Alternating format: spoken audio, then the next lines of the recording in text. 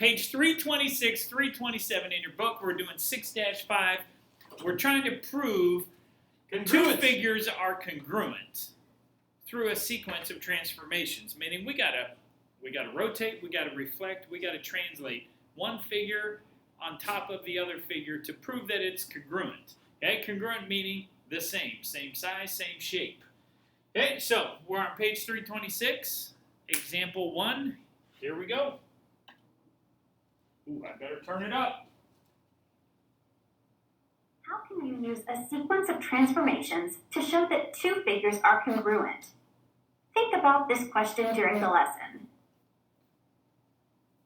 Ava wants to place a flame-resistant hearth rug in front of the fireplace that is the same size and shape as the rug in front of the sofa. How can she determine whether the rugs are the same size and shape? Well, I mean, if we want to see, we can measure it, number 1. Number 2, we could maybe take this and place it on top of this. See if they fit directly on top. How does translating, reflecting, and rotating a figure change its shape and size?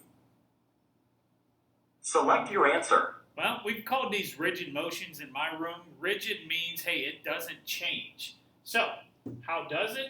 Well, it doesn't change.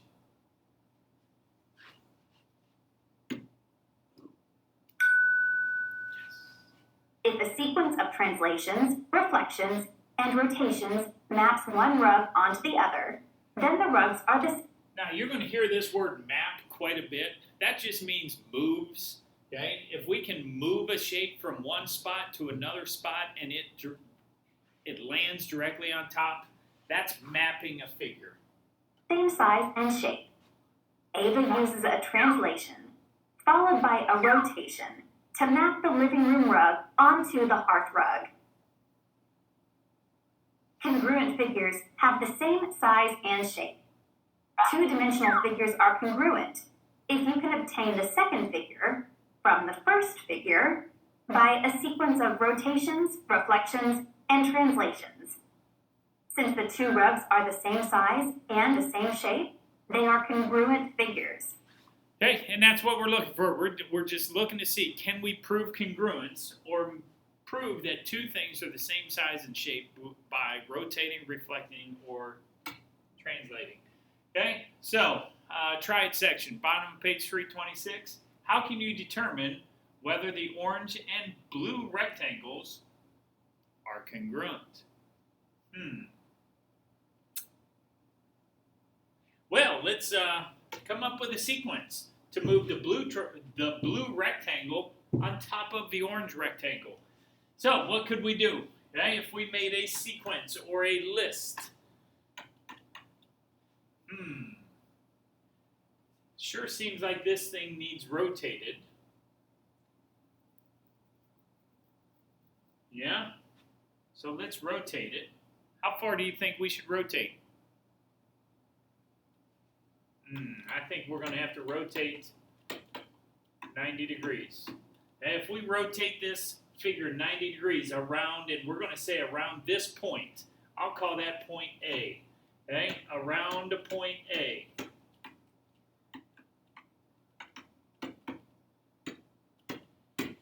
Okay? As we rotate, and I'll draw the new rotation. Okay? This point right here, 1, 2, 3, 4, 5, will be over 1, 2, 3, 4, 5.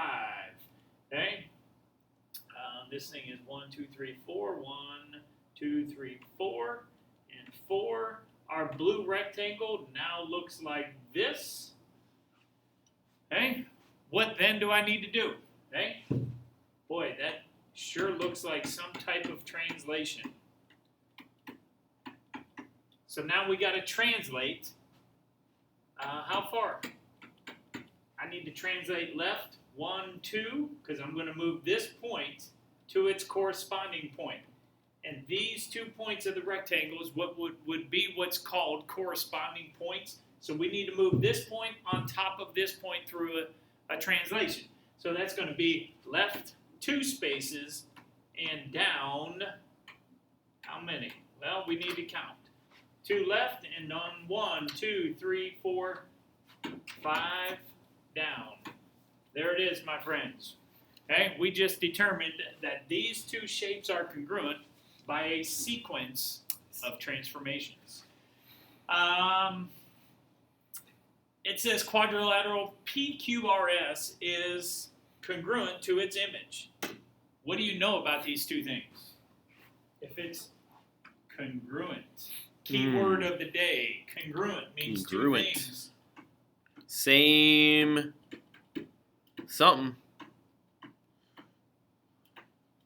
It means that, folks. If it's said to be congruent, that means they have the same shape, same size. Good stuff. Now, I haven't let the cat out of the bag yet to tell you guys, this is a special lesson. Most lessons have 3 examples. Some have 4 examples. That's right. But this one, 2. Has just 2, folks. Just 2. Just 2. So let's do example 2, and let's see what happens. It's the last one. Get excited. Okay, we got to see, hey, is quadrilateral ABCD congruent to quadrilateral QRST? Did Now you we go need over to- the congruent symbol already with him? Oh, yeah.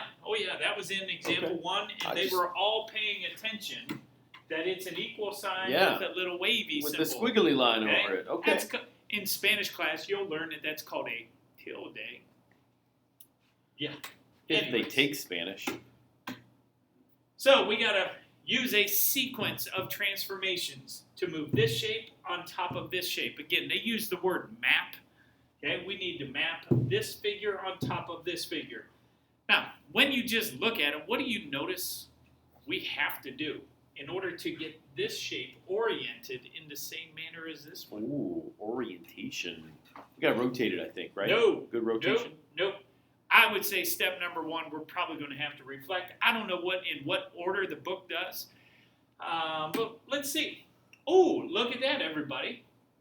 I was right. It said reflect. Okay, we're going to reflect over this line. Next step, looks like they're going to translate. Okay, and they're translating each and every point down 2 and to the right 3, down 2, right 3, down 2, right 3. Think about the transformation golf. When we moved one point in a certain direction, it moved the whole thing the same direction. That's called a translation. All right. So we were able to use a sequence to map the one figure on top of this figure. Yeah. So what does that mean? They're congruent. It means that right there. I know you can't see it too well. There's a congruent symbol. It means those two things are congruent because the one maps on top of the other. Yep. Let's look at letter B. Now we have to determine, is this congruent to this? Through a sequence of transformations. Here we go. Well, if it is, I look at it and say we've probably got to rotate somewhere in there and translate. So let's see what they do. Step 1, they say to map and basically to move one point onto its corresponding point. Mm-hmm. Good idea. That's a good, smart strategy to always use. So if we look at the way a figure is named, I know point A corresponds with point J, point B corresponds with point K, and point C corresponds with point L. Okay? The order that they're given match the corresponding point with the other figure. So they're going to start by moving point L to point C. That would be translation, 1 unit left and 1 unit up. Again, I know C and L are corresponding points because they're the last vertex. Like that word? Last vertex given in the name of those triangles. Boom, they did that. They translated left 1, up 1. Okay? Next, what do we need to do? Show looks like we got it rotated. Yeah, we're going to have to rotate it up. Okay, so we're going to rotate. And it says rotate triangle JKL about point L, which is that point that we moved to. So we're just rotating Spinning. as this point is the center of rotation. So everything is moving except this point. It's moving around there. And it says rotate it so that side LK aligns with point CB. Ooh. Only This looks a isn't little good. shorter. What does that mean? This I don't understand. Isn't good. that one is not on top of the other Oh, perfectly. So that means they're not the same size or same shape. So what does that mean? Let me highlight this. not congruent. It is not congruent. Those two things, not congruent. Eh. All right, let's see what the triad section brings us. Ooh, we got a figure 1 and a figure 2. We got to figure out, are these two figures congruent? Step 1, looks like we need to do some translating, Mr. Friggy. Sure. I'm going to translate this point right here to this point right here. You like that? Okay, so let's start with that. What's our translation here? We're going to translate, Down. and I'm going to go 3 to the left, and it looks like 4 up. So translate 3 left and up 4. Okay. Now, just to give you a little picture of what that's going to look like, point here, this point 3 left. Look at that. There it is. This one, 3 left, 4 up. This one, 3 left, 4 up. Boom. There's our shape. You like what we got there? That's good stuff. What do you think we got to do now? Do you think we want to reflect? Do we want to reflect this thing over? Is that going to get it on there? No. I think we're going to have to rotate. Now we got to give a degree or an angle of rotation. How many degrees do you think it's going to be? Okay? Let's go back to what we need to, if we use this as kind of like our coordinate plane. What do you see? This is kind of like quadrant 4. We need to rotate this thing all the way around there. How many degrees is that? 200 and something. 270 degrees. Okay, so we're going to rotate 270 degrees. Now, if I rotate 270 degrees, guess what's going to happen? That red shape is going to be directly on top of figure number 1. What does that mean? It means they're congruent. Okay, so are they congruent? Yes. And we're going to say a sequence of transformations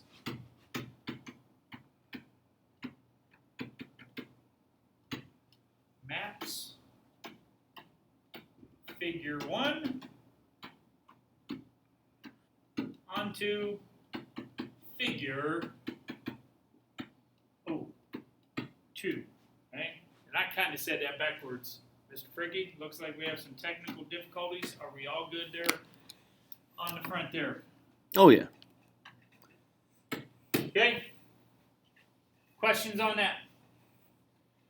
Good stuff. Anybody want to do an additional example? No. No? Okay, folks, that's lesson 6.5. I'll see you on the flip side.